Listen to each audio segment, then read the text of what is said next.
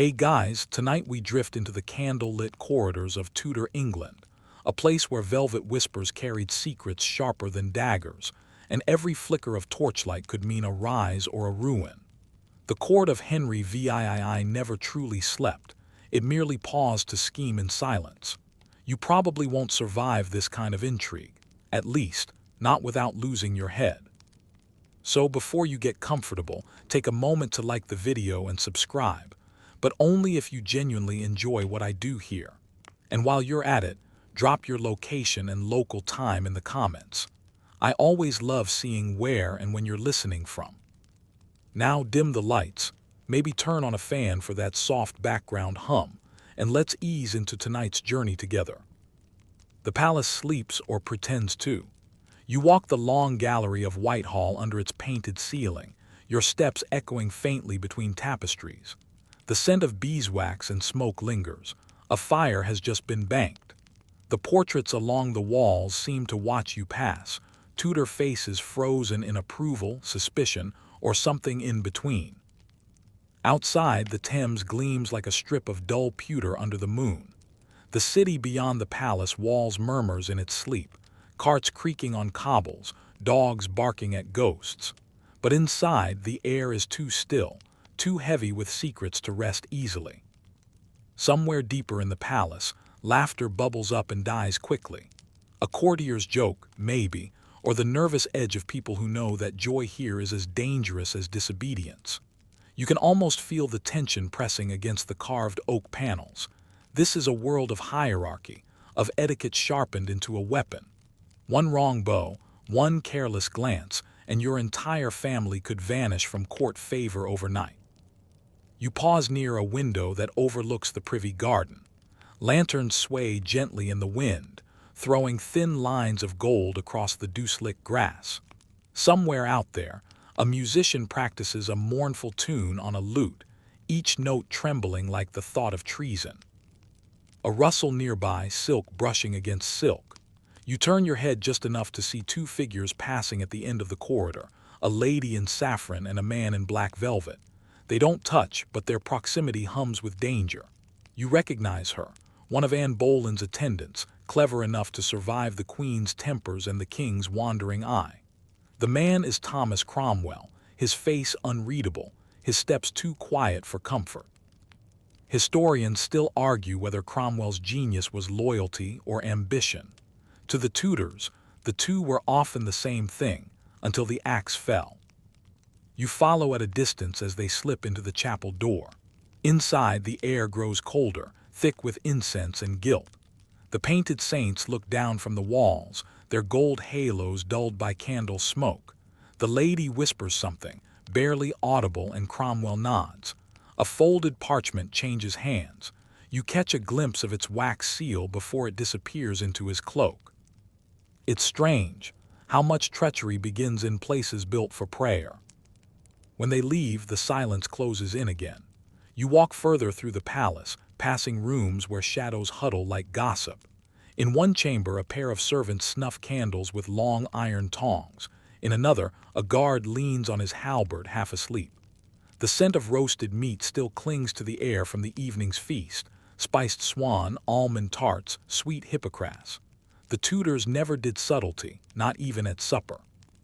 Near the great hall, you pause to look up at a ceiling painted with the Tudor rose and the royal motto, De et mon droit, God and my right. You can't help thinking how many heads have rolled under that phrase, how many prayers ended unfinished in its shadow. In the flicker of torchlight, a small mouse scurries across the floor, vanishing beneath a tapestry. You smile. It's oddly comforting to know that even in a palace of kings, mice carry on their quiet business, unbothered by crowns or decrees. You turn a corner and stop. Ahead, a door stands slightly ajar. Through the crack, you glimpse the royal chamber itself. Inside, the glow of embers outlines the heavy bed curtains embroidered with golden lilies. A crown rests on a side table, gleaming faintly in the firelight. You hesitate, breath held. The room hums with stillness, but the stillness isn't peace. It's the pause between one heartbeat and the next. Then from inside, a low murmur. Henry VIII himself stirring in his sleep. His dreams tonight are far from calm. You stand in the doorway a moment longer, watching the restless shape beneath the embroidered canopy. The king's hand twitches against the coverlet, fingers flexing as though clutching something that isn't there, a sword, perhaps, or a throat. The fire in the grate throws orange light over his face, revealing the lines that power has carved there. Henry VIII is not yet the swollen tyrant of later portraits, but the years have already begun to thicken him, to weigh his jaw and darken his eyes. You can see the ghost of the athlete he once was, trapped in a body that no longer obeys him. Even in sleep, he looks like a man in battle, with his enemies, with time, with his own conscience. A soft sound, footsteps hesitant, slippered, echoes behind you. You turn to see a shadow gliding toward the chamber. Anne Boleyn in a robe of midnight blue, her hair unbound and loose like spilled ink.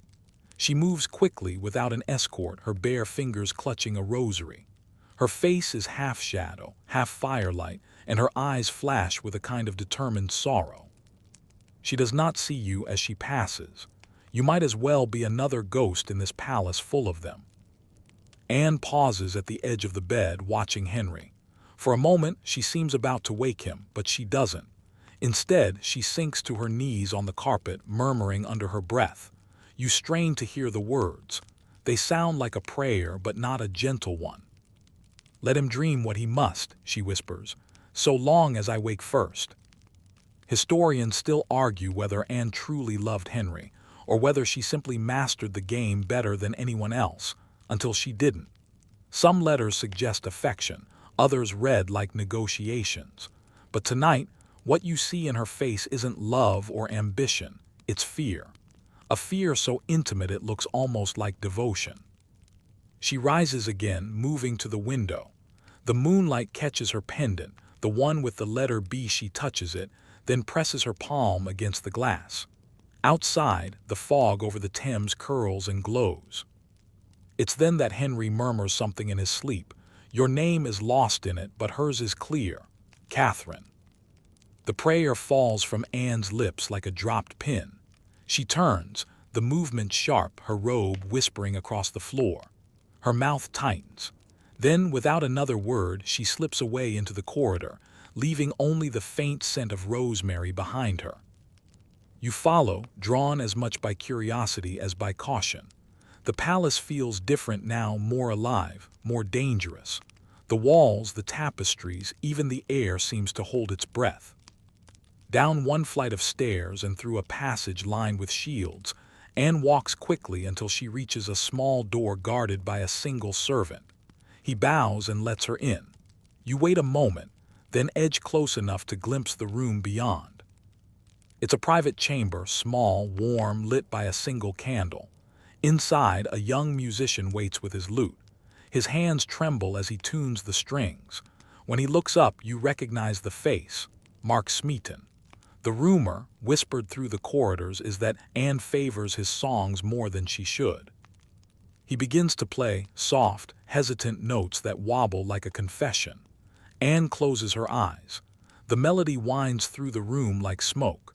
You can't tell whether she's praying or plotting, but either way it feels dangerous. For a moment, time folds. The candle wavers. You feel as though you're standing in two ages at once, the Tudor night and your own modern hour, linked by the same human pattern of power and longing. The song fades.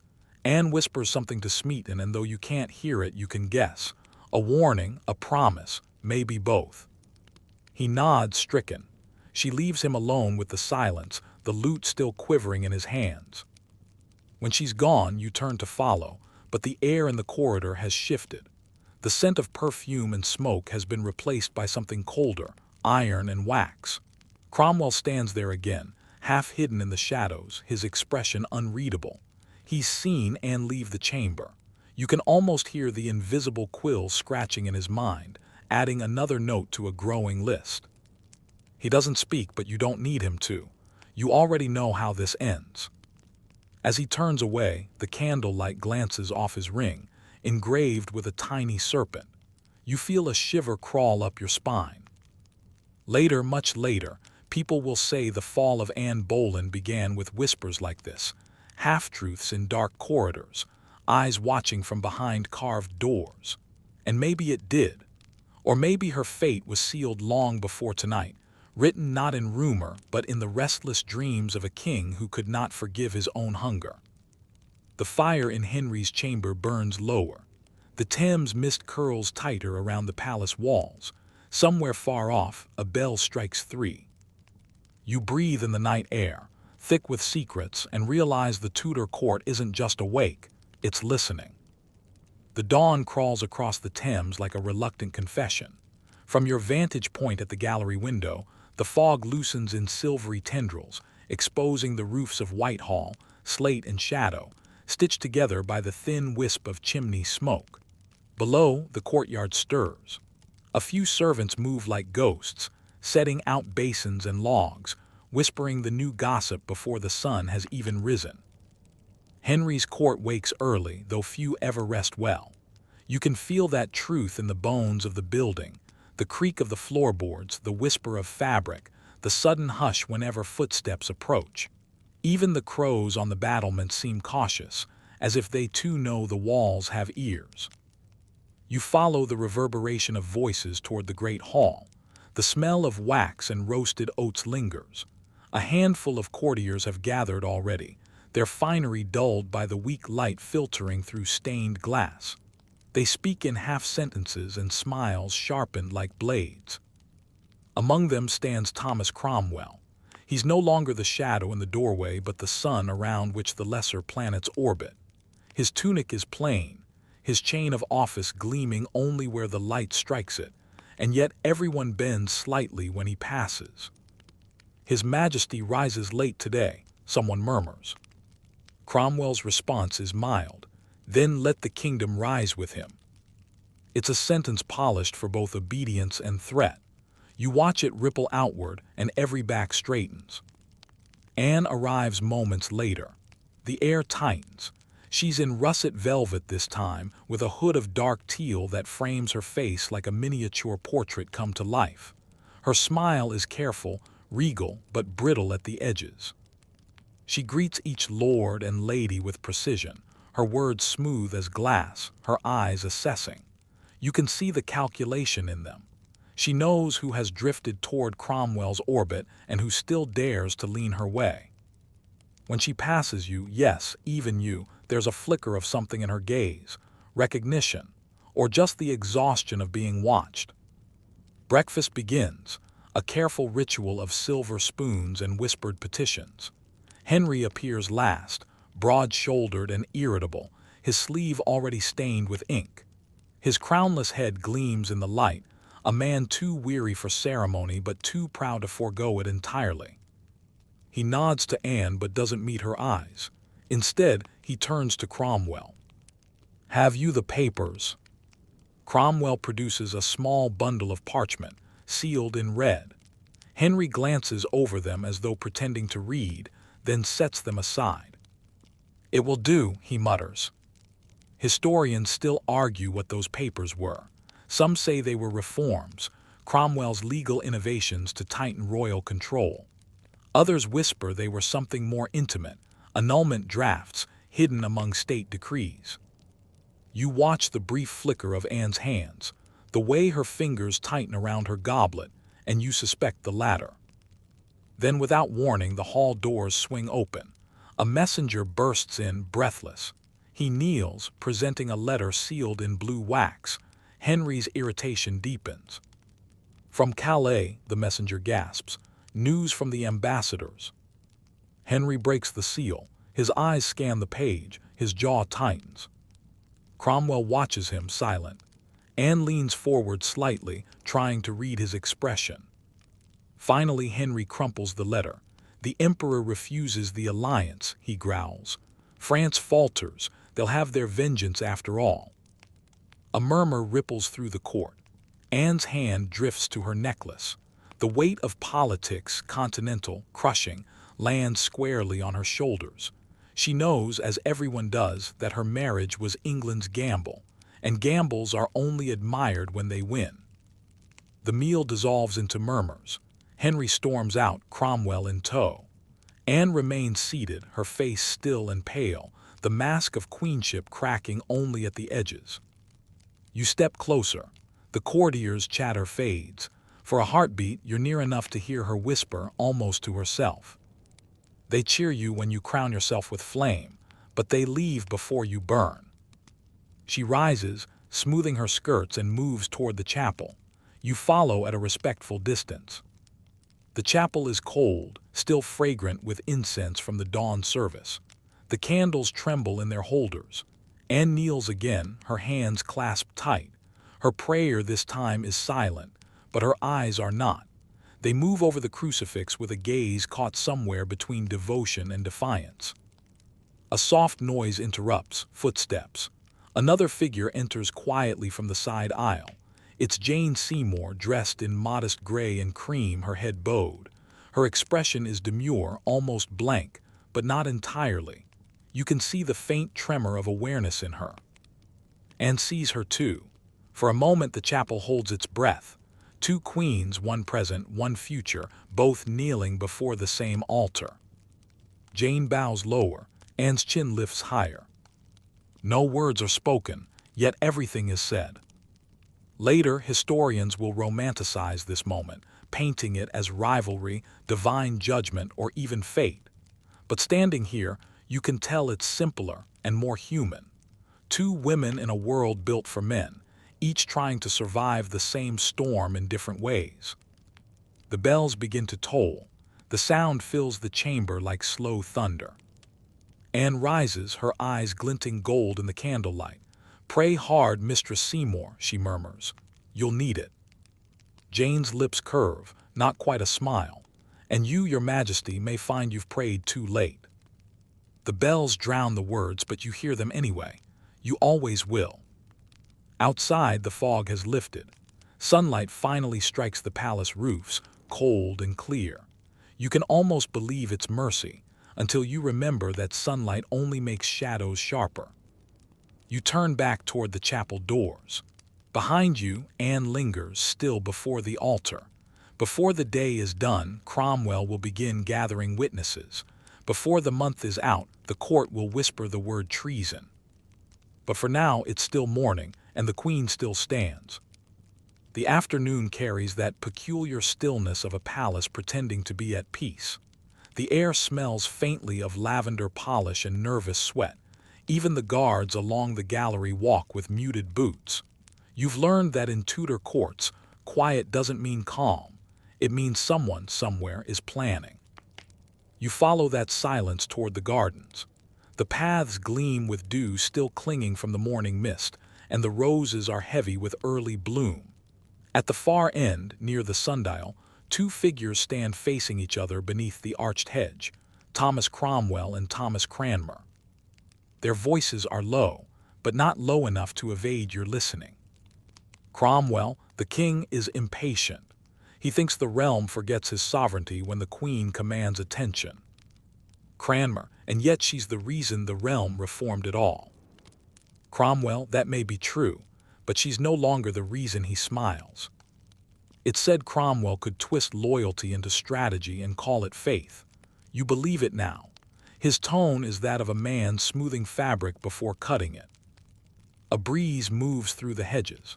Somewhere behind you, a lute player practices scales, unaware that his music underscores a conversation that will decide a crown's fate. Anne appears moments later, her ladies in quiet attendance. She's radiant in gold brocade, but her eyes dart toward the two men. "Lord Cromwell," she calls, her voice carrying like a bell. "Do the roses whisper your prayers today or your plots?" Cromwell bows. "Your Majesty, I only pray that His Grace finds contentment in all things." Anne smiles. "Then you pray for miracles." The ladies in waiting titter nervously. Anne dismisses them with a glance, and they scatter like startled birds. She steps closer to Cromwell, so near that her words are meant only for him. "Tell me, Master Secretary, when did obedience begin to taste like ambition?" He doesn't flinch. when the obedient man saw the ambitious woman build an altar to herself. It's not shouting, not yet, but the kind of cold conversation that could freeze an empire. Cranmer clears his throat, perhaps to divert divine wrath, and murmurs something about chapel repairs before vanishing down the garden path. You envy his retreat. Anne and Cromwell remain locked in their quiet duel. You forget, she says, that I built your fortune with my favor. And you forget, he answers, that fortune keeps no memory. Historians still argue whether this garden confrontation truly happened, or whether later chroniclers embroidered it for drama. But even if it never did, it should have, because in this single exchange lies the hinge of an entire dynasty. When Anne turns away, her gold skirts whip against the grass like flame.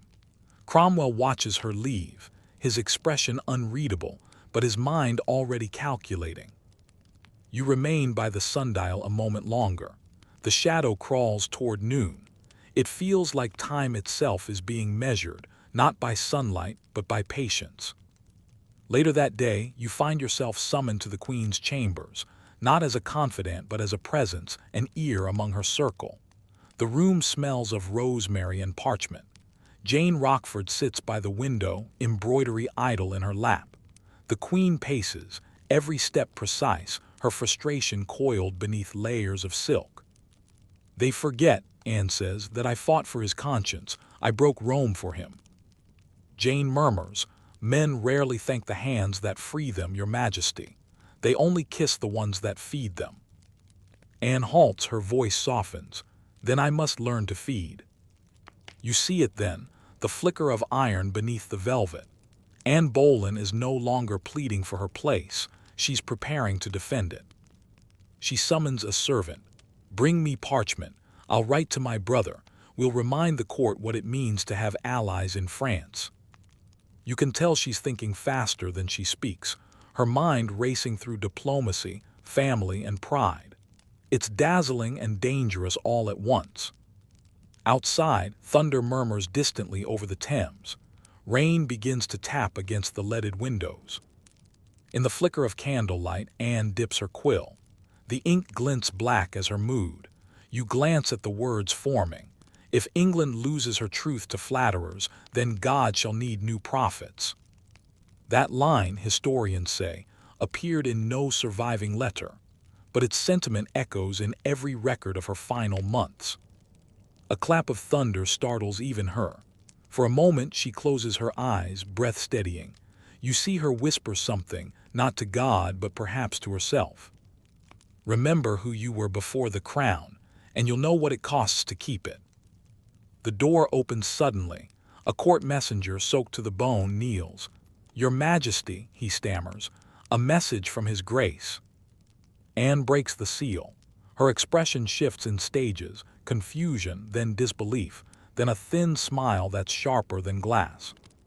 The king will not dine tonight, she says quietly. He's at Greenwich with Mistress Seymour. The silence that follows feels heavier than the storm outside. Jane Rochford whispers, perhaps it's merely business. Anne laughs once, brittle and small. Oh, it's business indeed, but of what kind, domestic or divine, I suppose only Cromwell knows. She moves toward the window. Lightning splits the clouds, silvering her reflection in the glass. For a moment she looks both queen and ghost, alive, defiant, but already half remembered. You can't help but wonder if she senses it too. The shift, the invisible hand rearranging her fate. Rain thickens. The court below blurs into rippling silver. She turns from the window and meets your gaze directly, as if she knows you've been silently chronicling every breath. Tell them, she says softly, that I was awake when the storm came. You nod, though she's no longer truly speaking to you. She's speaking to history itself, and it's already listening. Outside, thunder answers her words with solemn approval. The sundial, the garden, the court, everything seems to bend toward the inevitable. Dawn seeps pale and uncertain over the Thames, and London's rooftops glisten from the night's rain. The bells of St. Mary-le-Bow murmur through the mist, summoning bakers, smiths, and those who live by royal rumor. For in Tudor England, gossip is as powerful as law and twice as swift. You wake in a narrow bedchamber near the palace kitchens. The smell of wood smoke and yeast fills the air, but something colder lies beneath: anticipation. The Queen's household is quieter than usual, a silence weighted with invisible chains. When you step into the gallery, a servant brushes past carrying folded linens and whispers. They've begun questioning the musicians. The words stop you mid-step. Musicians. The lute players who once filled Anne's evenings with song are now suspects. Their melodies, it seems, may have hidden messages. Treason, they whisper. Adultery. Witchcraft. The same tired sins dressed in new accusations. You hurry toward the Queen's apartments, but the corridor is blocked by guards in the King's livery. The crimson and gold gleam cruelly under torchlight. Her Majesty is at prayer, one says flatly. You know what that means. She's being kept where her prayers are the only company allowed. So you turn back, descending the servants' stairs that smell of wet rushes and tallow. Somewhere below, the kitchen clatter tries to drown out fear. You find Jane Rochford again, pale as milk and trembling in a small antechamber. Her hands twist the hem of her gown until the seams cry out. "They'll come for me next," she whispers. "I said too much or too little." You take her by the wrist. What happened? Her eyes dart to the door. They say the King has ordered an inquiry. Cromwell leads it. He smiles as he writes names. And you understand then. Cromwell has set the stage, and the cast is already doomed. By mid-morning, the court swarms like hornets. The Queen's brother, George Boleyn, Lord Rochford, has been taken. Mark Smeaton, the court musician, too. Some say he confessed after one night in the Tower. Others whisper that no one can survive Cromwell's questions untouched. The palace feels smaller by the hour. The air thickens with dread. You slip outside to the gardens, the same gardens where Anne once teased Cromwell about plots and prayers. Now, those roses hang heavy with dew and irony. A few courtiers pace there, speaking in hisses and glances. "They'll blame her for the King's restlessness," says one. "Blame her for his sons that never were." And when they've blamed her enough, another adds, they'll erase her. That is the cruel genius of Tudor politics. Death is not the end, but the beginning of forgetting. The next time you see Anne, it's through the narrow lattice of the Queen's chapel. She's kneeling, head bowed, lips moving in silent prayer. The light from the window catches her jeweled headdress, scattering ruby reflections across the stone floor. You watch her fingertips trace the edge of her rosary, though the beads hang loosely, as if faith itself were slipping away. Then she speaks, softly, almost to herself. "If I am to be judged by men, let them know I was once chosen by a king." You've never heard her sound so calm. There's a peace in her tone that frightens you more than any outburst could. Behind her, a single guard coughs, a sound that echoes like a sentence. By afternoon, she's gone from the chapel. Word spreads. The Queen is confined to the Tower. The court erupts in murmurs. Some weep, some rejoice, but most simply watch. Survival depends on silence. You follow the procession at a distance, hidden among the crowd that gathers along the river. The barge carrying her glides slowly through the water, banners of crimson and black fluttering against the gray. Anne sits upright, her hands folded neatly in her lap, her eyes fixed on the looming fortress ahead. The Tower of London rises from the mist like a warning carved in stone. Someone near you whispers. She was laughing, they say, when they told her the destination. You can almost believe it. The Queen who defied Rome would not go quietly to fear. When the barge docks, Anne steps out without hesitation. The lieutenant of the Tower bows deeply. "Welcome, Your Majesty," he says, using her title still, whether in respect or pity you cannot tell. She nods. "If these walls have held queens before me, then they shall know another." Her voice is steady, but when she walks beneath the archway, you notice her pause. She glances up at the ravens circling above, and a flicker of something, resignation perhaps, crosses her face. The gate closes. The sound echoes across the river like a door slamming on an entire era. That night you linger along the banks of the Thames. The city continues its endless murmur, wheels turning, merchants shouting, bells tolling. Life, indifferent as ever, carries on. Yet somewhere behind those thick stone walls, the woman who once reshaped kingdoms kneels on a narrow bed of straw, whispering her final thoughts to an absent god. You realize then that history doesn't whisper, it waits. And tomorrow it will speak her name differently. The tower is never truly silent. Even at night, the air hums with the slow drip of water, the shuffle of guards, and the occasional clang of an unseen gate. You feel it the moment you step inside, like the fortress itself breathes in whispers of the condemned. Anne Boleyn has been here only 2 nights. You've been permitted to visit under the guise of delivering a letter from Lady Kingston. But really, you're there to witness what the courtiers dare not see, the quiet unmaking of a queen. Her chamber is small, stone-walled, lit by 2 candles that gutter with each gust of the river wind. She sits near the window slit, watching moonlight creep across the floor. No crown, no velvet, just a linen coif and a pale gown. When she turns to you, her eyes are startlingly clear. "So they've sent you to measure my words?" she asks. You shake your head, only to bring comfort. Comfort, she almost smiles. The king sends comfort now. You set down the letter anyway. It lies untouched beside her prayer book. For a long time she says nothing. The sounds of the tower fill the silence, the faraway creak of chains, the croak of ravens outside, the faint hum of the river lapping at its walls. Finally she speaks again. "Do you know what they ask me?" Her voice is soft, almost confessional. "They ask if I bewitched him, if my eyes held charms, if I used potions."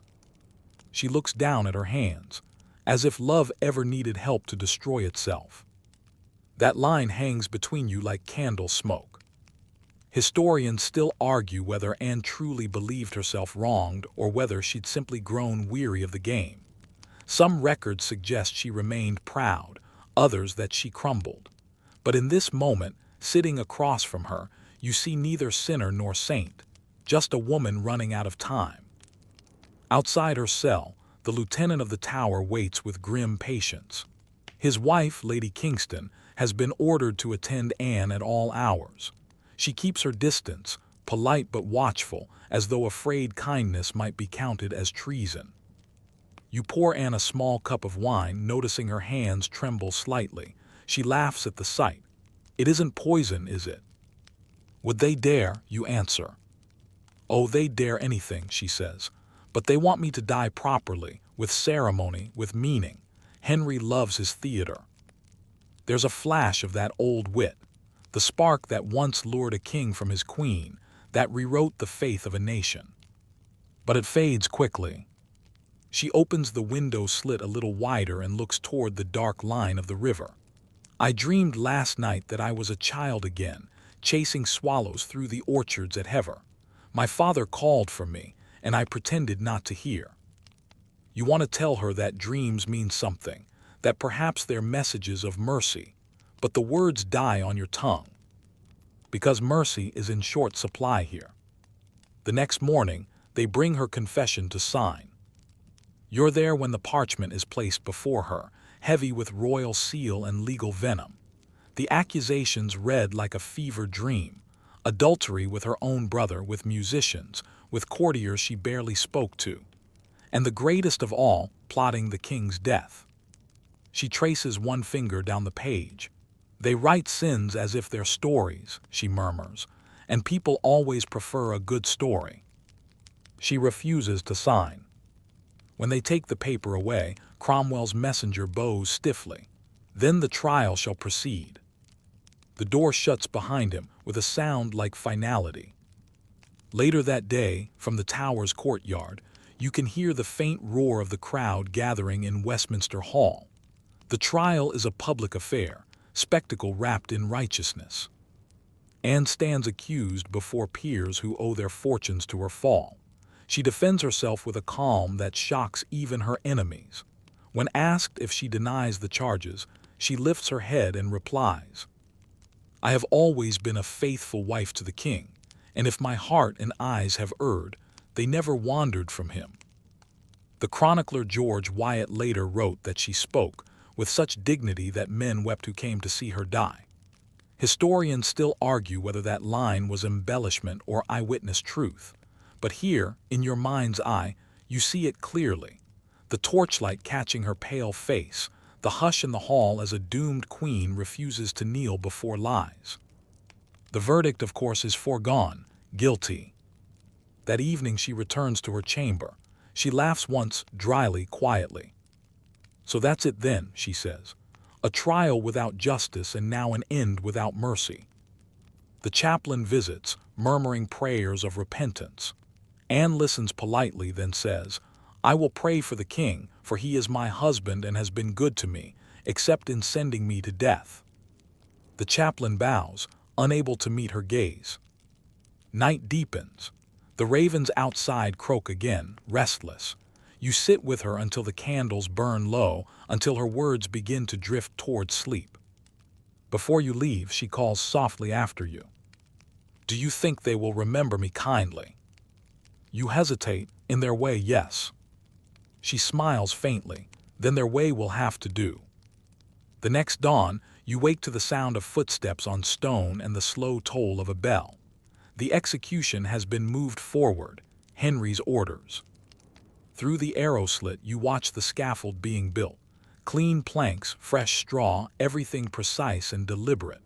An imported French swordsman waits nearby, his blade wrapped in cloth. Anne Boleyn, once Queen of England, is allowed one last walk beneath the open sky. She steps lightly, as though her feet barely touch the earth. Her gown is gray damask, her hood trimmed in ermine. She carries herself not as a prisoner but as someone already free. At the scaffold, she speaks clearly enough for all to hear. "I am come here to die, according to the law, and by the law I am judged to die. I pray God save the king and send him long to reign over you. For a gentler nor a more merciful prince there never was." Her composure chills you more than any scream could. Then, kneeling upon the straw, she tucks her skirts neatly beneath her, prays quietly and whispers, "To Jesus Christ I commend my soul." The sword falls swift as breath. And just like that, the age of Anne Boleyn ends, and another begins. By sunset, her body lies within the Tower Chapel, unmarked, unwept by those who once worshipped her. Her enemies feast at court, her friends vanish into silence. But in the hush that follows, you sense something shifting, a legacy refusing to fade. Because power can be buried, but it never stays quiet for long. The ink is still wet when you enter the scriptorium. You can smell it, the metallic tang of oak gall mixed with lampblack and parchment dust. Rows of clerks bend over their desks, quills whispering in perfect rhythm, copying the king's will into permanence. Words, you realize, are sharper than blades here. At the far end of the chamber, a clerk pauses mid-sentence, glancing nervously at the seal on the document before him. The red wax gleams like a wound. It bears the royal signet, Henry Rex, and beneath that, the command that no one dares question. Anne Boleyn's name struck from the rolls of queens, her marriage declared null, her daughter Elizabeth labeled illegitimate. You stand quietly, watching the ink dry on the future. It's a curious thing, the way power moves from sword to quill. The clerks work with steady precision, turning human lives into neatly folded papers tied with twine. Every stroke of ink is an act of erasure or creation. The man in charge of it all, Thomas Cromwell, stands by the window, half-lit by gray morning. His face is unreadable, his fingers stained with ink. "There's always one more decree," he murmurs. "One more signature to make the story complete." He doesn't look at you as he speaks, but you can tell he's aware of every movement in the room. A man like Cromwell never stops calculating. Does it ever trouble you, you ask softly, to end a life with parchment? He glances up, expression mild. Ink is cleaner than blood and far more efficient. He dips his quill again, drawing another line across a record. This one, the grant of land seized from a monastery recently dissolved. It's part of Henry's grand reformation, the sweeping theft of God's houses under the banner of royal supremacy. Monks grow fat on charity, Cromwell says, almost conversational. Now their gold feeds the crown instead of the church. You notice the smallest twitch at the corner of his mouth. Not quite a smile, not quite regret. Historians still argue whether he was a true believer or merely an opportunist, but standing here, you see something more complex.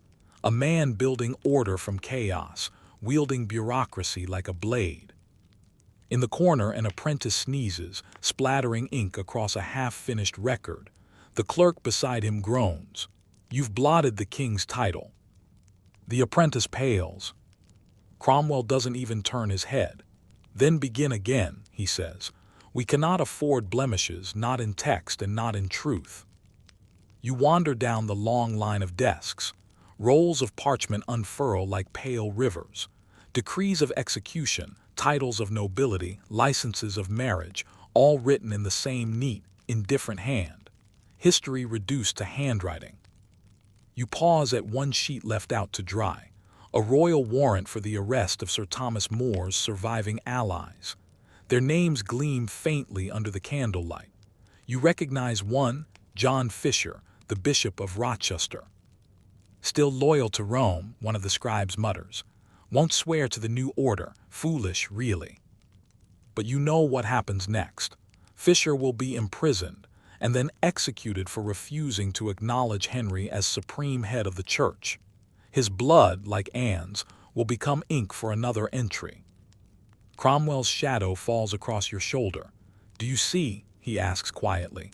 This is how kingdoms endure, not through war but through words. Outside, the rain begins again, tapping against the narrow windows. You imagine the tower not far away, its stones still echoing with Anne's last prayer. Did you ever believe in her? You ask suddenly. Cromwell's hand stills. For a moment the only sound is the soft scratching of quills. Then he replies almost to himself, I believed in what she represented, renewal, change, a break from old lies, but the truth of people, he shakes his head. The truth is always messier than parchment. He sets his quill down, folds the new decree and presses the seal with deliberate force. Besides, kings grow impatient. I serve power, not memory. The seal cools. The document joins a growing pile on the table, each one a small gravestone of ink. As you leave the scriptorium, you catch sight of another clerk writing a single line on a blank page. The Lady Jane Seymour shall henceforth be recognized as royal consort. The words are barely dry when a bell tolls in the courtyard below, its note long and hollow, echoing through the corridors. Cromwell turns toward the sound. The king wakes, he says. The new order begins. You step into the rain-soaked courtyard. The world smells of ink and iron, parchment and wet stone. The quills continue their soft scratching behind you, centuries of history being quietly rewritten. It strikes you suddenly how fragile truth is. A single phrase, null and void, and love becomes treason. Another and a bastard becomes heir. The tower looms faintly through the mist, and you wonder if Anne's ghost will ever find her way to these halls, where the pen that condemned her still moves. Somewhere in the distance, thunder rolls. The storm carries the scent of roses, Tudor roses, blooming red over the graves of those who built the dream and bled for it. You look back once. Cromwell is still there, bent over his desk, his quill gleaming like a weapon in the candlelight. In this kingdom, power is written first, and only later remembered. The Tower of London looms before you like the fossil of a nightmare, stone upon stone of cold endurance, its turrets pale against a washed-out sky. The rain has stopped, but the cobbles still glisten with it, turning each step you take into a muted echo. This is not a place built for mercy. You follow a narrow path through the outer gatehouse, past a pair of guards who hardly notice you. The air is thick with damp and silence, except for the faint hum of wind between the battlements. The river lies beyond, gray and swollen, carrying secrets away toward the sea. Inside, torches flicker against walls blackened by centuries of smoke. You catch the faint scent of mildew and iron, the scent of captivity. A yeoman warder leads you through a passageway so low you have to bow your head. "Mind your step," he mutters, lantern swinging. "The stones here remember every cry that's ever touched them." You believe him. The tower is alive with whispers. You hear them as you pass. Monks murmuring their last prayers, soldiers trading rumors, women sobbing quietly into the hems of their gowns. It's as if the air itself holds onto sorrow, repeating it endlessly. The warder stops before a heavy oak door banded with rusted iron. "She's inside," he says, voice low. "Best not to linger. She prays most of the time." You nod and he steps back. The door creaks open. Anne Boleyn sits by the window, her hands folded in her lap. The light is weak, filtered through the bars, but enough to catch the shimmer of her dark hair. Her gown is simple, no jewels, no gold thread, only black wool and a thin linen hood. Yet she seems almost luminous, like someone already halfway between this world and another. She looks up when you enter. For a heartbeat, her eyes, sharp and steady, fix on you as though you're another of her ghosts. Then she smiles faintly. "You've come to see how the Queen of England dies." You shake your head, but she waves a hand. "Don't trouble with comfort. I've had days enough to make peace with it. I only hope the Frenchman they've sent has a steady hand." Her voice doesn't tremble. There's a kind of serenity in it, an echo of something larger than fear. You glance around the small chamber, a cot, a crucifix, a wooden stool, and a single tallow candle burning low. On the wall hangs a scrap of embroidered cloth, her own work, you realize. It bears the initials AR for Anna Regina. The needlework is delicate, yet the threads are beginning to fray. "You believe they'll remember you?" you ask quietly. Anne tilts her head. "Oh, they'll remember, but not as I was. They'll paint me monstrous or saintly, whichever suits the teller's conscience. Historians will argue, of course, they always do. But the truth," she sighs, "the truth will be buried with me in this tower." Her words hang in the air like incense. You move closer to the window. Outside, the yard is empty except for a wooden scaffold being assembled plank by plank. The sound of hammering drifts up faintly. Anne follows your gaze. "It's almost ready," she says. "They told me it will be swift. I asked for a sword instead of an axe, a French blade cleaner, quicker." She turns back to her candle, watching the flame. "Do you know what I dream of now?" she asks. "Not thrones or lovers or the faces of enemies. I dream of my daughter Elizabeth. I see her walking among books and courtiers, a crown upon her red hair. I dream she will not be afraid to rule as her mother never could." You swallow, unsure what to say. The air feels too thick, too heavy with history. She looks at you again, eyes bright with something between hope and defiance. "Tell me, when your age looks back at mine, what will they see? A witch, a lover, a fool?" You hesitate. "Maybe all three," you whisper, "but also someone who changed the course of a kingdom." Anne smiles faintly. "Then perhaps that is enough." The candle flickers, shrinking lower on its wick. She hums softly, a tune from courtly dances long gone. The melody drifts around the cold walls, transforming the cell into a ballroom just for a heartbeat. You can almost see it. The glittering hall, the swirling gowns, the king's laughter before it curdled into rage. The warder knocks gently. "My lady," he says, "it's time for prayer." Anne rises, smoothing her gown. She takes a deep breath, straightens her back, and turns toward the crucifix. "Then let it be done." As she kneels, her voice steadies into prayer, not for herself but for those who condemned her. "Forgive them," she whispers, "for they are frightened men." The candle gutters once, then steadies. You step back into the corridor. The door closes softly behind you.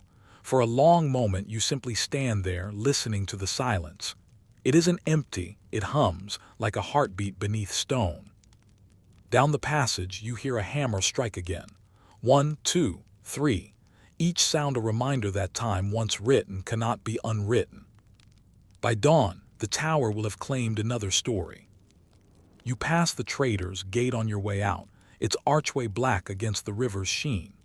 The water laps gently at the steps, as if washing away the sins of kings and courtiers alike. For a moment you think you see something in the reflection, Anne's face, calm and luminous, drifting like a candlelight beneath the surface. Then it's gone, replaced by your own. You realize that the tower never releases its ghosts, it only lends them to the future. Morning returns to London, pale and merciless. The mist drifts low over the river, curling through the arches of London Bridge, and the air smells faintly of wet stone and wood smoke. You walk with the crowd gathering before the tower's green. No one speaks above a whisper. Even the crows are quiet, as though they too are waiting. It's May 19th, 1536. The execution of Anne Boleyn, once the most powerful woman in England, is about to begin. You find a place near the edge of the scaffold, where the damp grass soaks through your boots. There are merchants, apprentices, even noblewomen wrapped in cloaks. All of them stare toward the wooden platform rising in the center of the green, its planks scrubbed clean but still dark where they've been stained before. The smell of resin lingers in the air. A soldier beside you shifts his weight. "She won't scream," he mutters. "The Queen's got pride, that one." You nod absently, though your throat feels tight. A bell tolls from somewhere deep within the tower. The sound rolls through the fog, long and low, like the breath of a sleeping giant. Then a murmur ripples through the crowd. The Queen approaches. Anne Boleyn walks between two attendants, her gown the same black wool she wore the night before, but her hood is now white, framing her face like the edge of a halo. Her expression is calm, eerily so, and she moves with the quiet grace of someone who has accepted the ending written for her. Behind her comes the French swordsman, his blade wrapped in cloth. He bows low as she passes. Anne climbs the steps without hesitation. The crowd leans forward, the air thick with held breath. She looks out over them, not as a condemned woman, but as a monarch surveying her realm one final time. "My friends," she begins, voice clear and even, "I am come here to die according to the law, and by the law I am judged to die." Her words drift through the mist, soft yet strong enough to reach even those in the farthest rows. "I do not accuse any man, nor wish ill to those who have wronged me. I pray God save the king, for he has ever been a gentle and sovereign lord to me." There's a tremor in her voice then, the smallest crack. You realize she's not speaking to them anymore, but to Elizabeth, wherever she may be. The historian in you stirs. You recall that some chroniclers swore she smiled at the executioner, thanked him for his kindness, even gave him a purse of coins for his skill. Others claimed she wept softly. Historians still argue which version was true, as though the difference between courage and sorrow might change the shape of her soul. The swordsman kneels, murmuring something in French. Anne nods, removes her headdress, and tucks her hair beneath a linen cap. Her hands are clasped in prayer.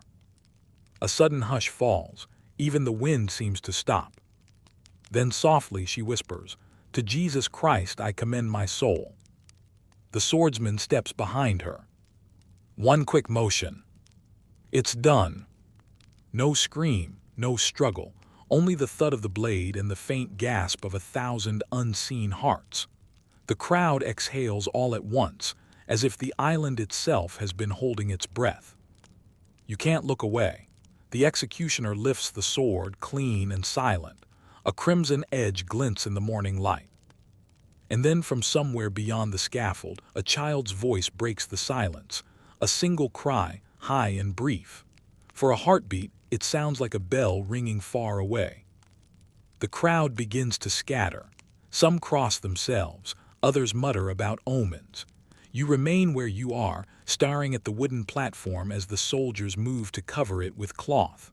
The fog curls around the scaffold's base, swallowing the scene whole. The yeoman warder from the night before stands nearby. He notices your gaze and says softly, "She'll rest in St. Peter ad Vincula, just beyond the wall. They've already dug the place." You follow him through the narrow courtyard, past the cold stones slick with dew. The chapel is small, more humble than you expected. Inside, a few candles burn before the altar. The grave is shallow, unmarked for now. Later, someone will scratch her name into the stone, barely legible. As they lower the small wooden box, you realize how little remains of power once stripped of its stage. A crown one day, a plain box the next. The silence is unbearable. Yet somewhere deep in you, another sound begins to stir, a faint, steady rhythm, like the echo of a heartbeat that refuses to fade. You think of her last smile, the way her words reached out toward the future. Maybe that's how memory begins. Not in monuments, but in the quiet insistence of a story that will not die. The warder nods at you as you leave. "Strange thing, history," he says. "Every time we bury someone here, we think it's the end, but somehow it's only ever the middle."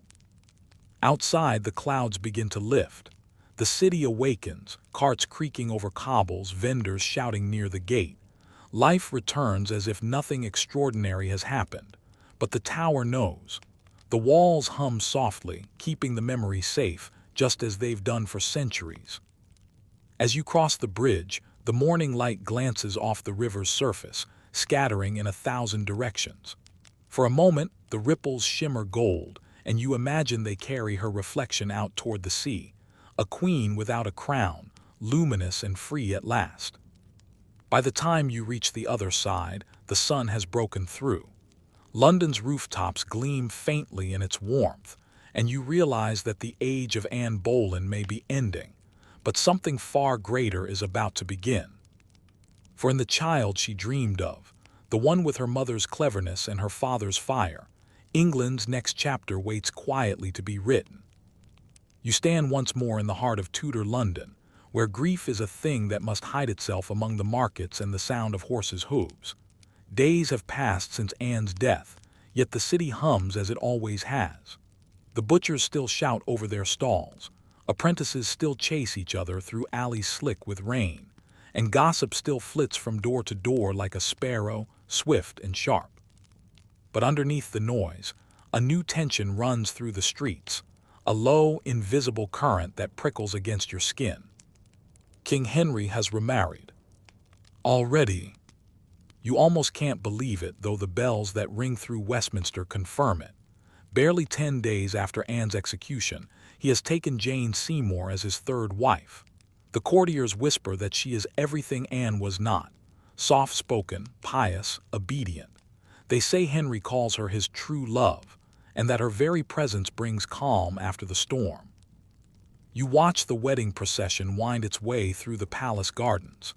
Jane's gown glitters pale in the sunlight, her hair tucked beneath a golden hood, her expression demure yet distant. She looks young and terribly aware of it. "Poor creature," murmurs a maid beside you. She smiles as though she's safe. But no one is safe here, least of all a queen. You know this, and so does the court. Behind every curtsy and every blessing, there's the unmistakable scent of fear. For Henry's moods have grown unpredictable. One moment he's all laughter and generosity, tossing coins to musicians. The next, he's silent, eyes hard as frost. The courtiers tread carefully, unsure which version of the king will greet them each morning. Historians still argue whether the trauma of Anne's downfall changed him, or whether the change had begun long before. Some blame his leg wound, that stubborn ulcer that festered year after year, poisoning his temper. Others point to guilt, to the slow rot of power itself. Whatever the cause, you see the truth of it in his gait. He limps now slightly, favoring the right leg. You catch a whiff of ointment when he passes, sharp and metallic.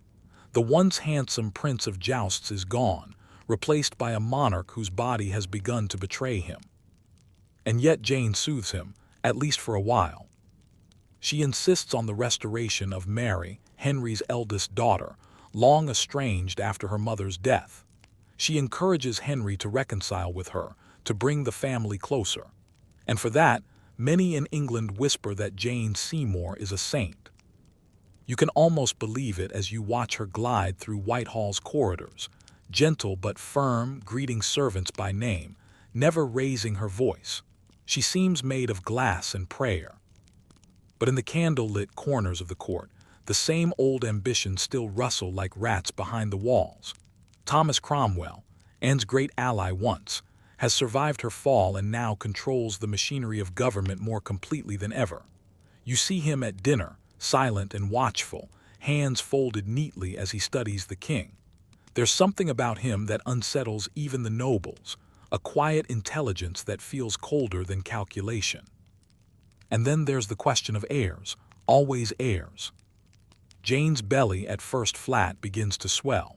The court holds its breath. Henry glows again, as though youth itself might return if only a son is born to him. Months pass. The air of London grows heavy with late summer heat, the smell of the Thames thick and sour.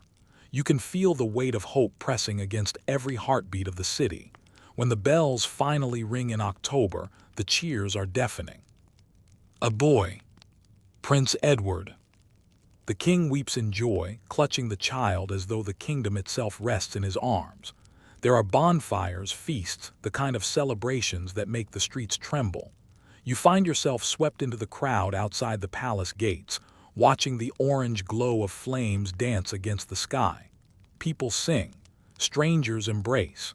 England believes it has found its future. But joy in Tudor England is always fleeting. 12 days later, the bells ring again, this time slow and mournful. Queen Jane is dead. You hear the news from a baker's wife, her flour-dusted hands trembling as she recounts it. Fever, they said, after the birth. She shakes her head.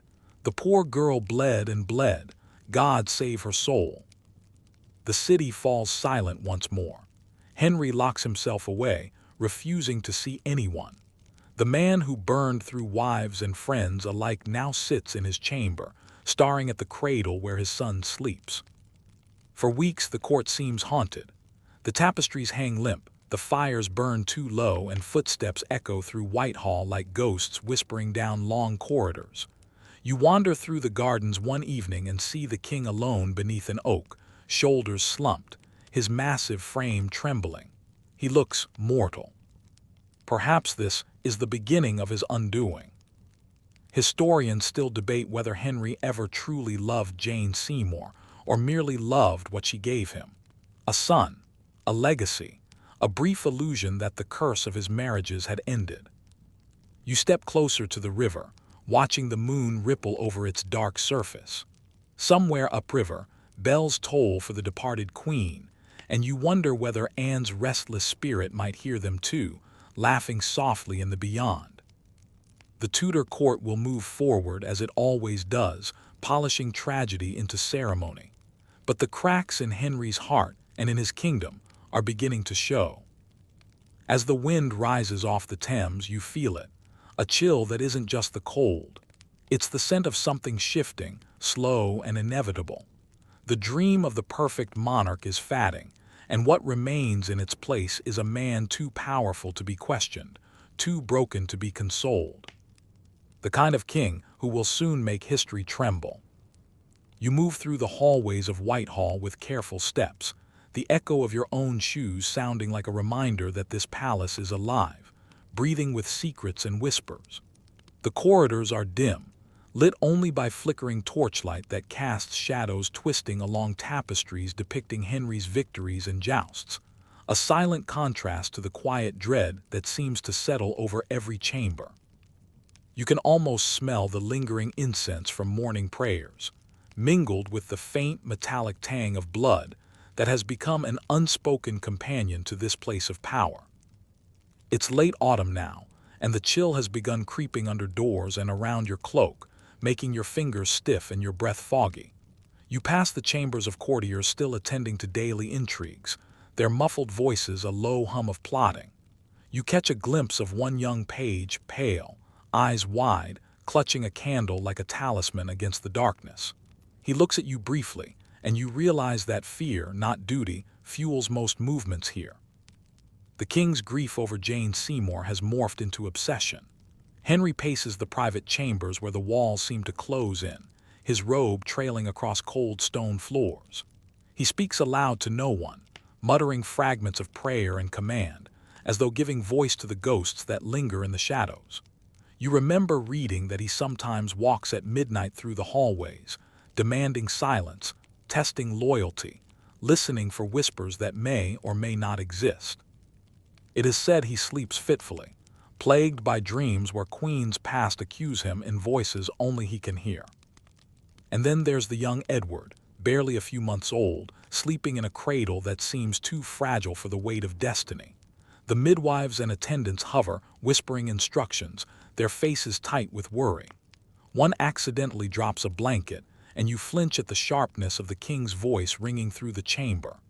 Even now, centuries later, the echoes of those moments resonate, a monarchy held together as much by terror as by love. Outside, the Thames fog coils around the palace like a living thing, swallowing lamplight and muffling the cries of night birds. You can almost imagine the river carrying whispers of former queens, floating under the arches of bridges, tugging at the ankles of those brave enough to walk alone. Historians still argue whether these stories of spectral encounters are myth or memory. Yet standing here, with the smell of wet stone and candle wax in your nostrils, you can feel the truth of them in your bones. You pass the hall where Henry once held feasts, now quiet, tables cleared, goblets polished to a reflective sheen. A servant whispers that Henry is calling for his council, plotting his next marriage, another alliance to secure the throne and the fragile legacy of his house. You can feel the tension coiling in the air, the pressure of succession, of dynastic survival, the human cost masked by ceremony. And in the shadows of the long galleries you see her, a woman in deep russet, her hooded gaze following the movements of the king, of the courtiers, of history itself. She is observant, quiet, yet her presence carries weight. The Edwardian chroniclers would call her perceptive, capable of recording what ordinary eyes would miss. You realize she could be anyone, the spy, the poet, the companion, or even the conscience of the palace. She moves like a ghost among men, her fingers brushing the edge of tapestries, her eyes catching the candlelight as if it whispered secrets meant only for her. The king's next wife looms in your mind, though not yet present, Catherine Howard, young, beautiful, unaware of the snares that await her. You shiver, not from cold, but at the sense of inevitability. You remember what the court whispers, that beauty and youth are currency, but their price is often paid in silence. The corridors seem to lean closer as you pass, listening, recording, reminding you that every shadow here has a story. And then a faint sound catches your attention, a soft hum, almost imperceptible. Perhaps it's the wind through the stone mullions or the echo of footsteps long gone. Yet it feels deliberate, purposeful, a prelude perhaps to the next tragedy, the next whisper of history repeating itself in the hush of candlelight. You pause, imagining the life of the palace, the weight of expectation pressing on every shoulder, and the inevitability of the next queen stepping into the web that has ensnared so many before her. The fog presses closer against the window panes, a cold reminder that the city outside is indifferent, that the world will continue to turn. But inside these walls, every heartbeat counts, every whisper matters, every secret waits to be unveiled. The morning light seeps reluctantly through the narrow windows of Hampton Court, brushing against tapestries that depict jousts and hunts in deep indigo and saffron. You trudge along the flagstone floors, your steps muffled by the thick rugs that only partially cushion the cold stone. The air is heavy with the scent of damp wool, roasting meat from the kitchens, and the faint musk of history that seems to linger in every corridor. Servants scurry past, carrying trays of porridge and vessels of ale, their expressions tight with routine, each one playing a role in the intricate theater of the court. You pause at the door of the royal apartments, listening to the faint murmur of voices from within. The king is already awake, packing as he often does, his crimson robe trailing across the stone floor. Henry's mind is a relentless machine, moving from politics to prayers to the memory of wives both lost and newly won. You notice how his shadow stretches across the walls, jagged and commanding, as though the palace itself bends toward his will. It's said that Henry feared nothing but the unpredictability of his own court, a fear he masks with iron decree and outward confidence. Outside, the frost glitters on the gardens, each leaf and branch outlined in fragile lacework of ice. Courtiers peer from windows, their breath fogging the glass, watching the palace awaken like some enormous, well-oiled beast. You recall that historians still argue whether the ceremonial displays of Tudor courts were designed to impress subjects or simply to distract the king from his own paranoia. Standing here, you feel both, the awe of spectacle and the subtle dread that every smile hides intent. Inside, the lady-in-waiting moves gracefully across the room, her russet gown brushing against polished floorboards. She carries a tray of perfumed water and linens, her every motion measured, controlled, aware of the eyes that might watch her at any moment. You realize she is both observer and participant in a game that stretches far beyond the walls of this chamber. Some say these women held power behind the veil of service. Their whispers shaped alliances, their letters swayed decisions. You wonder how much of the palace's history has been recorded through such subtle acts of influence. The young princes are stirring, their cries mingling with the clatter of utensils and the low murmur of prayers. One of the midwives adjusts a blanket around Edward, murmuring encouragement, while the older children practice obedience with a nervous energy that seems almost ritualistic. You notice the tension in every muscle of the attendants. Their fear is not only for the children's safety, but for the consequences of a misstep in a court where every small error carries weight. Through the long corridors, a shadow moves deliberately. A woman of quiet dignity, her teal hood drawn low, eyes scanning the passageways, cataloging each detail. Perhaps she is a secretary, a poet, or a spy. History refuses to label her neatly. She steps silently, listening to murmurs, feeling the vibrations of the palace like some ancient instrument tuned to secrets. Edwardians would have called her an observer of truth, chronicler of nuance. You sense her presence is more than symbolic. She is a witness, a living testament to the tensions of this household. In the great hall, the council gathers, murmuring over treaties, taxes, and courtly affairs. The air is dense with the smell of candle smoke and damp parchment. Henry's advisors lean close, sharing whispered counsel, their fingers brushing ink-stained ledgers. You watch how power seems to move invisibly, transmitted through subtle gestures, slight nods, and a well-timed frown. Some of these men will rise, some will fall, and historians still argue whether Henry's decisions were guided by wisdom, fear, or the invisible hand of his own conscience. Outside, the Thames is silvered by frost, the fog curling in lazy ribbons above the water. The city beyond waits, unaware of the schemes unfolding within stone walls, of the lives measured by politics, ambition, and the fragile pulse of dynastic continuity. You can almost hear the distant clang of ship bells, echoing like reminders that the world will turn, indifferent to human folly and triumph alike. By mid-morning, Henry calls for his council to move to the privy chambers. You trudge alongside the long, narrow corridors, feeling the weight of history pressing against your back. The echoes of footsteps, the faint rustle of silk, and the soft creak of doors make the palace feel alive, almost sentient.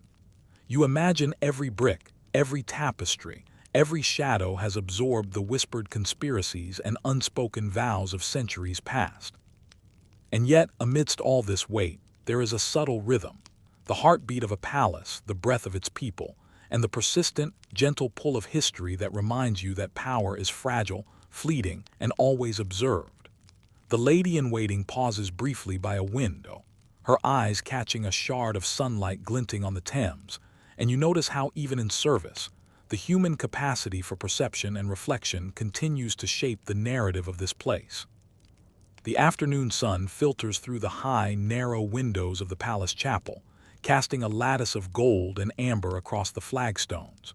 You trudge along silently, your footsteps muffled by thick tapestries and rugs that have absorbed centuries of whispered prayers. The air smells faintly of incense, beeswax candles, and the subtle, lingering tang of devotion that seems almost physical here. Choir boys practice their scales in a corner, their voices wavering between pure melody and uncertain pitch, as if the building itself tests their resolve. You note how even these children, barely taller than the pews, carry a gravity beyond their years, a reflection of a court that sees every life as part of a larger, intricate game. Henry passes through, a silhouette of crimson and gold, the weight of the crown visible in the slight slump of his shoulders. His eyes are distant, focused not on the holy symbols or the rows of kneeling courtiers, but somewhere beyond the stone walls. You can almost feel the pull of his thoughts, his concerns for succession, for alliances, for legacy, as if the air itself bends to follow him. Historians still argue whether Henry's obsession with control stemmed from paranoia or a genuine desire to secure England's future. Standing here, you sense a little of both. The lady-in-waiting kneels at a side altar, adjusting her russet cloak and murmuring prayers under her breath. She carries the subtle confidence of someone who knows the palace's hidden rhythms, moving gracefully between shadow and candlelight. Her hands brush against the carved oak, fingers lingering on faint grooves that seem older than memory itself. You realize that in moments like this, influence is quiet but omnipresent. Whispers in the right ear, a subtle suggestion, or a carefully timed gesture could change the course of a man's decision. Outside, the frost still clings to the gardens, though the sun has begun to warm the air slightly. Through the leaded glass, you can see servants hurrying to sweep the gravel paths, their brooms tracing precise lines in a ritual almost sacred in its repetition. The gardens are meticulously maintained, yet their symmetry feels almost menacing, a reminder that even beauty can be a tool of order and control. You recall a fringe detail. Some Edwardians claimed that the layout of Tudor gardens was meant to mirror the heavens, aligning plants and fountains with stars, a notion debated among historians, but captivating nonetheless. In the council chamber, advisors gather around the long oak table, their ink-stained hands moving across ledgers, letters, and maps. Henry enters, his robe trailing behind him, and the room becomes taut with anticipation. Every gesture is measured, a tilt of the head, the way a quill is held, the subtle nod of approval or disapproval. You feel the tension coil in the air, as if the walls themselves are holding their breath. Some decisions made here will ripple far beyond the stone confines, affecting lives you may never see. A messenger arrives with a folded letter, sealed with crimson wax bearing the royal insignia. Henry breaks the seal slowly, eyes narrowing as he reads. The lady-in-waiting glances at the floor, knowing the news could carry consequences for her entire household. The historian in you wonders whether the formalities of letter and seal were truly for security, or primarily for ceremony, a question that Edwardians themselves debated when they looked back on Tudor bureaucracy. As the afternoon wanes, you trudge toward the high gallery, where tapestries depict hunts, naval battles, and religious scenes interwoven with floral patterns in indigo and gold. Sunlight catches threads of metallic embroidery, making the images shimmer as if alive. You notice how the king pauses, hand brushing over a tapestry of a lion rampant, as though seeking courage or counsel from these woven ancestors. It strikes you that art here is not merely decoration. It is counsel, propaganda, and memory all at once. The lady-in-waiting whispers a soft comment to another courtier, barely audible, yet you sense the weight of it. Every word in this palace carries history, intention, and consequence. The air hums with stories, some true, some exaggerated, all significant. Even as you watch, you understand that time here is layered. Present movements intertwined with echoes of past intrigue, the memory of plots, alliances, and betrayals whispering from the walls. By late afternoon, the king retires briefly to his private chambers, leaving the council to continue in his absence. You trudge along the corridor, noting the subtle changes in light and shadow, the way the palace seems to exhale, settling into its own rhythms without the constant command of the crown. A tapestry of the field of the cloth of gold catches your eye, its vivid colors muted by age yet still striking, depicting opulence and diplomacy with the subtle tension of competition. The parallels to the court's current maneuvers are unmistakable, though quietly observed by only a few attentive eyes. And so, the day moves toward evening, the palace shifting from ceremony to the quiet bustle of preparation for supper and evening prayers. You pause by a window, watching the Thames glimmer in the fading light, its surface a mirror of the palace's flickering torches. The water carries stories of trade, politics, and gossip alike, as indifferent to human ambition as the stars above. In this suspended moment, you understand that the rhythms of life and power here are eternal, repeated over centuries, shaping and reshaping those who dwell within these walls. Evening has fallen fully now, and the palace seems to fold in on itself, draped in shadow and the warm glow of scattered candles. You trudge along the polished stone corridors, your footsteps muffled by the heavy tapestries that hang like silent sentinels. The scent of beeswax and warming food blends with the faint metallic tang of torchlight reflecting off gilded frames and armor, giving the air a charged, almost electric quality. Outside, a chill wind rattles the lattice windows, whispering of the coming night and the river beyond, carrying echoes of past revelries and secret councils. You can almost hear the distant clang of a smith's hammer from the palace workshops, a heartbeat resonating beneath the pulse of history. In the grand hall, servants move with quiet efficiency, laying out tables and adjusting the silverware, their russet and teal uniforms brushing against the dark stone. Their faces are calm, even serene, trained to blend into the rhythm of the palace, though you know each carries their own stories and small ambitions hidden beneath the formal exterior.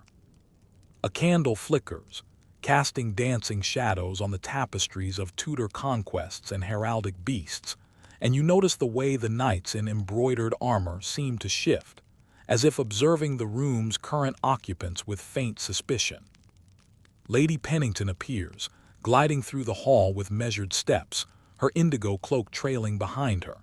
She carries a small embroidered purse, its gold thread catching the candlelight like a captured spark. Her eyes linger on a particular tapestry of the Battle of Bosworth Field, tracing the lines of cavalry and infantry with a curiosity that seems part historian, part dreamer. You feel the pulse of her awareness, the subtle energy of someone who reads not only the history, but also the intent woven into these visual narratives. Edwardians later would marvel at such details, claiming that the medieval court's elegance masked layers of cunning and danger. Historians still argue whether these embellishments were purely aesthetic or deliberately psychological in design. The Reverend takes his place near the dais, murmuring a brief prayer that is almost inaudible, yet fills the hall with an unspoken solemnity. The professor adjusts his spectacles and leans toward you, whispering an aside about the peculiar geometry of the vaulted ceiling, suggesting that its acoustics were engineered to carry whispers from one end of the hall to the other, a detail both clever and unnerving. You trudge along the periphery, noticing how every object, from the gilded candlesticks to the carved pews, seems calibrated to communicate authority and continuity, a silent assertion of control across centuries. Dinner is served with ritual precision. Platters of roasted meats, honeyed fruits, and fresh bread are placed on the long oak tables, and you can feel the contrast between the warmth of the food and the chill of the stone underfoot. Courtiers murmur in subdued tones, exchanging news and subtle jabs, their conversation a blend of politics, rumor, and gentle intrigue. You catch a glimpse of a young page balancing a tray, amber eyes wide with concentration, and you recall a fringe fact. Some Edwardian commentators claim that Tudor pages were trained to memorize not just protocols, but entire political treatises by age 10, a statement debated but strangely plausible given the intensity of court life. The king presides over the table, a figure of both magnetism and restraint, his hand gesturing sparingly to signal permission or disapproval. You notice the way his eyes flicker over each courtier, nodding loyalty, doubt, or ambition, a subtle dance of attention that defines influence in these walls. The lady-in-waiting leans slightly toward him, whispering counsel in a voice too soft for anyone but him to hear, a small power she wields with delicate precision. You realize that even the simplest movements here, raising a goblet, adjusting a cloak, carry meaning and consequence, the entire court alive with an undercurrent of silent negotiation. Outside, dusk deepens into a star-strewn sky, the faint shimmer of the Thames reflecting the last hints of twilight. You linger at a window, watching how the palace seems to hold its breath against the encroaching night, every turret and battlement etched in silhouette against the heavens. The fog creeps softly along the riverbanks, a living veil separating the palace from the city beyond. You imagine footsteps echoing down the spiral staircases, letters exchanged in shadowed corners, and the constant hum of unseen decisions shaping destinies far beyond the reach of ordinary eyes. After dinner, the hall empties gradually, leaving only the most essential attendants and the courtly elite. Candles gutter low, and the shadows deepen, folding into each corner as if absorbing the accumulated whispers of centuries. You trudge behind the king as he moves to his private chambers, nodding the creak of floorboards, the faint scent of perfumed oils, and the weight of history pressing softly against every surface. The lady-in-waiting follows silently, a sentinel in indigo and gold, her presence both grounding and ethereal. You feel the palace exhale around you, the echoes of intrigue, loyalty, and ambition lingering like smoke in the air. As night descends fully, you find a quiet nook overlooking the gardens. Frost glimmers in the moonlight, tracing delicate patterns over the hedges and pathways, turning familiar forms into something enchanted. You sense the rhythm of the palace, its heartbeat slow but constant, each shadow, tapestry, and whispered word part of an intricate pattern spanning generations. And in that moment, you understand that the Tudor court is alive in more than memory. It exists in gestures, stories, and secrets, waiting for an attentive ear to notice its subtle, timeless pulse. You trudge down the narrow passage that leads from the inner court toward the royal chambers, your boots muffled against the thick woolen carpets that line the hall. The air is warmer here, infused with the sense of roasting herbs and beeswax, yet there's an undertone of something older, polished wood, stone dust, and the faint, almost imperceptible trace of candle smoke that has settled over decades. Each door along the corridor is a silent sentinel, carved with symbols and motifs that tell stories of victories, marriages, betrayals, and triumphs, their meaning clear only to those who know where to look. The lady-in-waiting walks ahead, her russet and teal robe swishing gently, a calm contrast to the subdued energy of the night. You notice how the light from the sconces catches the gilded edges of her embroidery, tiny sparks like fireflies frozen in thread. You pause briefly by a window, peering out into the palace gardens. The frost has thickened, frosting every leaf and balustrade in crystalline patterns that glitter beneath the moon. The fountains are silent, their waters frozen mid-arc, and the hedgerows are sharp with frost, outlined against the inky black of the night. You can hear the distant murmur of the river beyond, a steady, soothing counterpoint to the palace's deliberate quiet. The frost patterns almost seem to mirror the tapestries inside, twisting and curling like dragons' tails, as if the entire estate is participating in the same narrative dance of history and legend. Historians still argue whether Tudor landscape design was practical, symbolic, or a deliberate interplay of both, and you can't help but feel the faint echo of that debate as you watch the frost shimmer. Inside, the king's chambers are warm and inviting. Candlelight flickers across the walls, revealing shelves of leather-bound tomes and meticulously folded letters. A small brazier sends gentle heat into the room, making the gold threads in the curtains gleam like captured sunlight. The king reclines in a high-backed chair, his posture relaxed but attentive, while the lady-in-waiting organizes small documents across a carved oak table. You notice the contrast between the serene order and the tension lingering just beneath it, the weight of decisions yet to be made, of whispers and secrets carried down corridors and across generations. You settle quietly into an alcove near the window, the soft fabric of a chair cushioning your form. You let your mind drift, recalling the events of the night, the stories shared by the Reverend, the insights from the professor, Lady Pennington's poetic reflections, the journalist's wry interjections, and feel the palace pulse around you. Each story, each detail, seems to layer over the others, creating a living mosaic of Tudor life. You imagine the echoes of laughter, the soft sighs of those long gone, the shuffle of feet on cold stone floors. There is a rhythm here, a pattern of shadow and light, of secrecy and revelation that has endured through centuries. Outside, the night deepens and the stars burn brighter against the indigo sky. A soft wind rustles through the palace trees, carrying whispers of history that mingle with the quiet hum of your own thoughts. You realize that you are both observer and participant, a witness to the intricate dance of ambition, devotion, and secrecy that has played out here for generations. The palace does not merely hold history, it breathes it, and tonight, you are inhaling its stories, letting them sink into memory as you doze gently in the warmth of the king's chambers. The lady-in-waiting moves to extinguish the remaining candles, and the chamber plunges into gentle darkness. The warmth of the brazier lingers, a soft pulse against the chill of the night. You close your eyes, feeling the palace around you, the weight of centuries pressing softly like a blanket.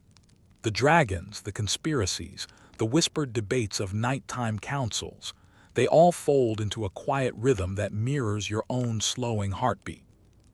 You realize that the Tudor court, with all its intrigue and elegance, is not merely history but a lullaby in stone and gold, telling you that stories endure, shaping each listener in turn. And as the embers of the brazier glow their final, gentle pulses, you drift into dreams beneath the crown, where power and betrayal mingle with quiet wonder, where the ghosts of centuries murmur softly, and where every tale told around a fire, real or imagined, leaves its mark, a warm echo for the mind to carry into sleep. The night stretches on and you lie back, letting the rhythm of the palace guide your thoughts. The warmth of the rooms lingers in your bones, mingling with the faint chill of dawn brushing against the windows. Outside, the gardens glimmer in pale silver light, frost tracing delicate veins along every leaf and branch. A hush pervades the corridors, broken only by the soft creak of settling wood and the distant rustle of a curtain catching a whisper of wind. You inhale slowly, imagining the centuries of footsteps, laughter, whispers, and decisions that have left their mark here, layer upon layer like sediment in stone. The dragons, the knights, the bellmaids, and the ghostly assemblies of the night parliament, they all drift softly through your mind, their stories folded into one another like pages in a bound manuscript. Each tale has lent warmth to the cold stone, a flicker of human ambition and folly caught between walls and tapestries. You feel that warmth now, a subtle pulse beneath your skin, the quiet assurance that history is not a distant echo but a companion in the present moment. Let your thoughts settle like embers, glowing gently and fading slowly, carrying the memories of power, betrayal, and devotion with them. The palace sleeps, the wind sighs across the garden, and you rest in a calm that spans centuries. Every whisper of the past has done its part, each story a bridge to your own imagination, each shadow a gentle guardian of sleep. The dragons, the conspiracies, the soft footfalls, they are yours now, companions in dreams, carrying you softly into the quiet night. Sleep at last folds in around you like a velvet cloak, warm and safe, and you drift beneath the crown, where legend and life entwine, and where the past hums quietly as you dream. Sweet dreams.